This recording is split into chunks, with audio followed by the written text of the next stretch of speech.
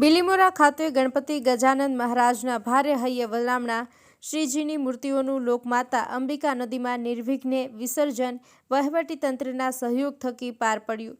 ગણેશ ચતુર્થીથી અનંત ચતુર્દશી સ્થાપિત શ્રીજીની મૂર્તિઓનું વાજતે ગાજતે પણ ભારે હૈયે વિસર્જન કરવામાં આવ્યું.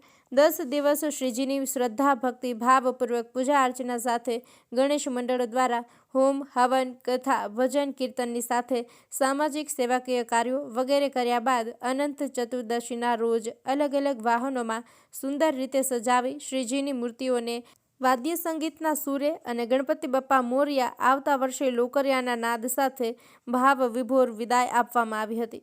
આજના આ વિસર્જન પ્રસંગે ધારાસભ્ય નરેશ પટેલ, શહેર પ્રમુખ નીરવ ટેલર, પાલિકા પ્રમુખ મનીષ પટેલ, મનાભાઈ પટેલ, વિજય પટેલ, મલંગ કોલિયા, શાંતિલાલ પટેલ, સનમ પટેલની સાથે વહીવટીતંત્રની ટીમ જેમાં પ્રાંત ઓફિસર મિતેશ પટેલ, મામલતદાર, chief officer Mittal Bhalala, DYSP Bhagirathsinh Gohil, PI K H Chaudhary, Bilimora PI Jaydeepbhai Chavda તથા તેમની ટીમ દ્વારા નિર્વિઘ્ને અને સુચારુ રૂપે પાર પાડવામાં આવ્યું હતું.